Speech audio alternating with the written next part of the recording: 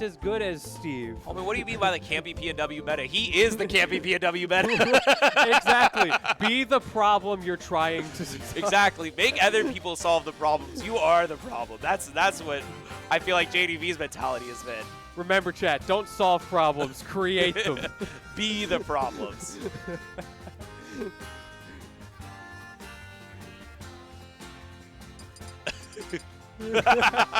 Yeah, JoJo had made a tweet earlier where he was like in 3 grand final sets, and he was like, all of these sets were 50 minutes. Does this happen to anybody else? Am I the problem? Yes, you are. I've commentated almost all of those. You are the problem. Poor Jonas. But no, I love Jonas. Another fantastic dude with another great mentality. Look, it's PNW. You gotta love what you're about out here. Yeah, I mean, I am certainly about this area, these people, and also this venue. I mean, it's just been a great time all around.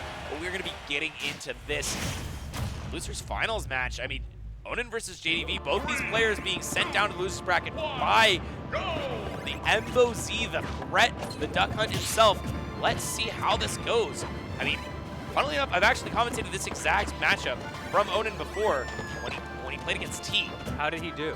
I believe he did lose that match. Ooh, interesting. Now, I know JDV does know some Steve tech. I've talked to him about the character because I think Steve is such a JDV character. I think he would crush people with this character. He just doesn't like him. But he's tried him. He's messed with the setups. So he knows a lot of what Onin is going to be going for. Yeah, and it's actually a kind of strange situation here in the PNW. There's really not top Steve players, right? Like, you guys don't have anyone who is anywhere near Onin's level on that. You've got, Samuel sometimes comes through, but, being all the way in BC, it's a little bit of a trek for him. Yeah, it's not your weekly. Exactly. So you don't quite have that experience, but at the same time, be the problem, right? Like, JDV is also a player that Onin might not have that experience versus maybe he's the one who's going to be asking the questions. I don't know if that was a messed up RAR. Kind of surprised to see that from JDV. I think he didn't think the bell was going to hit. I think that's what sometimes that happens. Ooh, we're safe, though. Nice little ping pong there from Onin. Send him right back to where he came from. This time he does come back all the way with that upbeat, but he got to deal with the anvil. Onin with the coverage off stage, and he's still on his first stock. Yeah, this is a really difficult position for JDV to be in. Being a character that relies on setups, relies on finding the big openings to get the stocks, when your opponent doesn't give them to you, you have to be creative. And like we said before, the apples, they be hitting. And when they do, games change. We also saw that Earl's Melon going through the minecart. Wasn't quite enough to kill, but it did put pressure on Onin. Being able to shut down those easy autopilot options is one way that you get yourself back into this set.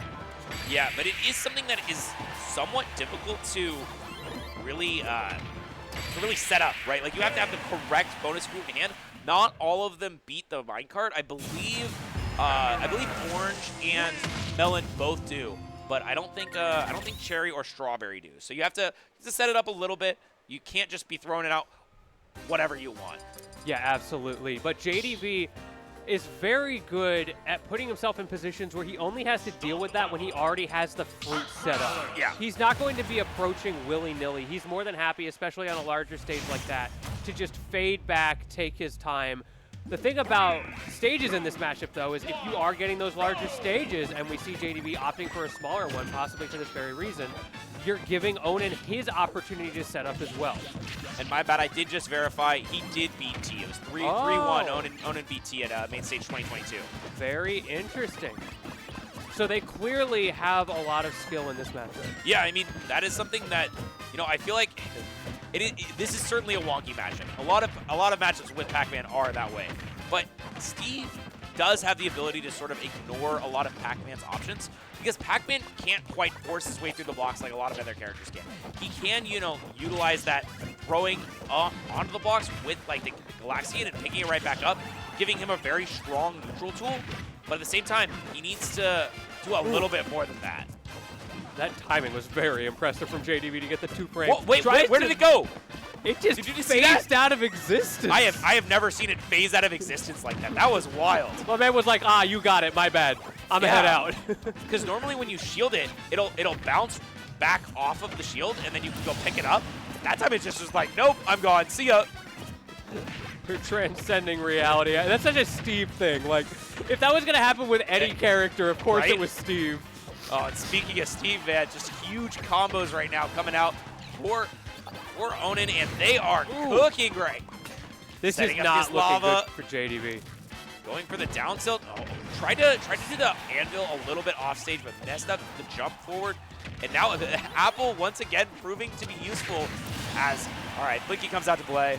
Getting that first stock out, and still needing a lot more before this Steve is dealt with. Yeah, I'm not even seeing anything here that's saying like, oh, JDV doesn't know the matchup or he's missing setups. It's just that Onin is outplaying and he's using those setups in such tricky ways where he's option selecting on JDV in ways that he's not ready for. That was a spicy idea. I like the attempt. A lot of Steves would have jumped out there, but not that time. Didn't get the read he was looking for, and now has to contest this crazy Steve, and once again utilizing that ability that Steve has to turn around at basically any time given any notice at all. I like JDV was just assuming Onin would tech that. That's and a then fair when he assumption. did, he wasn't ready for it. Sometimes it's better not to tech in those circumstances because you know your opponent's going to assume that you do, and you just want to be bounced off somewhere else. Now he's got that bell back, though. Cooks the bell. Gonna make sure Onin can't get it from him. Breaks the wall as well, but Onin is not afraid. Yeah, utilizing that fruit looping to put the bell away, but it's just like, you can't do anything to these walls while you have bell in hand. So you have to figure out something better to do with it. Now just setting up in the corner, but able to, not able to edge guard, JDV able to sort of ignore that thing, but, oh, the slow key. Oh. I love the slow key. Oh, that's so ugly to look at. I know, it's so funny. Onin was ready for it, though, but not ready for the classic Earl's Melon. And JDV gets himself to last stock, but he's going to need a little bit more than that if he wants to get back into this set. I love comboing slow-moving projectiles into hits. It's just the funnest thing. I love the Earl's Melon. The melon's great. It's the future. Yeah? Best move in the game. Oh, What about that one? Okay, that one might be a little better. that move's pretty nice. Yeah, down smash, pretty good spot. All right, if a character just had melon, as the projectile was straight up just melon, you hit B and then it just shoots the melon out. Still, Would that be a good move? It's a winning matchup against Ganondorf. Like, I don't see the problem. All right, you give Ganondorf the melon. Is he a good character now? Yes. Yeah. Okay. Because he beats Ganondorf. Just take any one of his moves, make it melon, and he's better. What if every one of his moves was melon? Like in like different directions. It's like an anime fighter where he's just like spewing melons all over the place. Just shooting like 8 melons in every direction. I am the melon man. I am Melon Lord. Shout out The Last Airbender. Yeah, nice block placement there by Onin, just setting that up. And yeah, the orange not able to break the minecart in that situation. I like not Onin being the melon. Onin just getting rid of the orange there. Like, I don't want this. Throws it up. Yeah. No one can have this fruit. Yeah, if I can't have it, no one can. That's wasteful, Onin. Yeah, recycle it. Exactly. Compost it or something. Compost it. Do you not? It's Seattle. We have composting bins here. And you're orange dead. smash. Yep, set up. Great positioning there from JDV, punishing a sort of semi-unpunishable Steve tech that a lot of people like to do. Yeah, that's such a scary position, and JDV is so consistent at getting the punish off of it as well. Of course, being a character specialist, he knows that timing like the back of his hand, the rhythm of his own heart. Yeah, it's just like a through-and-through player of this game who knows pretty much everything there is to know about this character. Really just creative and talented at this game. But right now, there's a beast in front of him with Onin trying to... He's like, I'll show you a real scoop box. Yeah, he still remembers. He's getting those flashbacks. Ooh, build a staircase on him. Okay. Not sure what the play was there, but either way, he is able to get the advantage. JDV does not get scammed on that fresh stock, able to stay alive. And now again, we're back in that position. He's not going to be approaching without that fruit online. Yeah.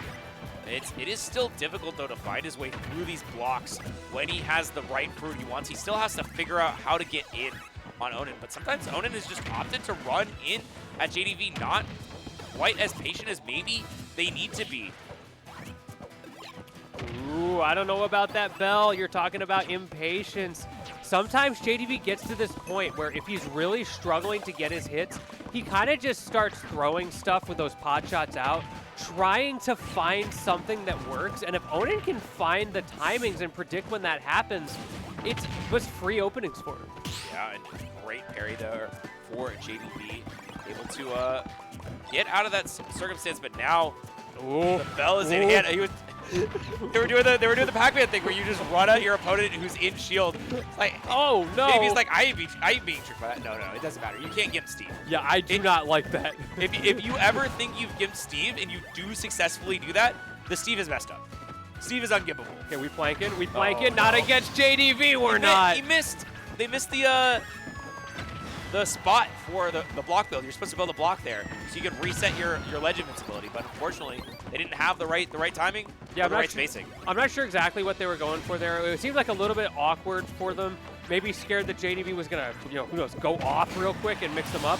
Yeah. But that's just not something that JDV typically does in those situations. Yeah, I mean, but like going back to the ledge with no ledge invincibility versus Pac-Man, like you're gonna be tilted. It's curtains. Quite tilted.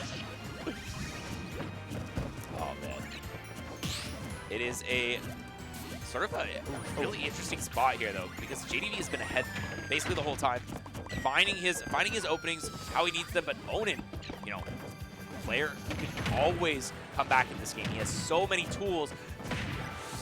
That's a scary situation there for JDV. Really, just every single time he gets hit by one of these starters, I'm holding my breath because it might be the end of JDV's tournament right now. I love these micro charges from JDV. The way he's managing to get these fruits out, it's very flashbacks of Smash 4 Cloud players.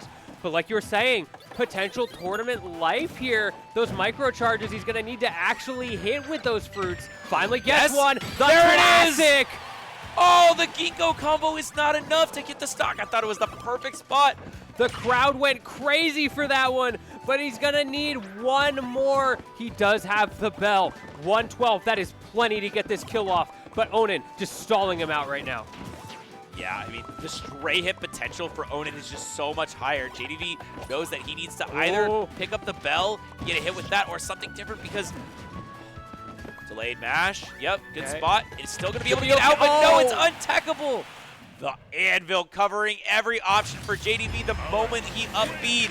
That was complete catastrophe. And Onin, 3-0 on JDV. Moving on. He wants that run back. He wants to run back. He wants that run back. Honestly, that set did not feel like a 3-0. Maybe it was because it was so long. Yeah. But JDV figured out a lot of stuff. Onin he was consistently one step ahead. The first game, that was a little rough. But after that, JDV adapted super well, took advantage of the smaller stages he had, this being one of those rare matchups where Pac-Man actually wants or even needs to approach. But it just wasn't quite enough. Not even the Earl's Melon was strong enough. Unfortunate. It did get the kill, though, at least. Why is this music so sad? I mean, this is the like, chillin', like relaxed music. Yeah, see there he tried to build a block, but he wasn't able to. Just the wrong positioning for Onin there. But yeah, unfortunate for JDV. Gonna be eliminated from this bracket, but still third place. And yeah, he fought hard. You know, I mean, it's JDV. He's always going to be coming in trying to win the whole thing. But he was eliminated by the two people currently sitting in Grand Finals. Grand Finals time is rapidly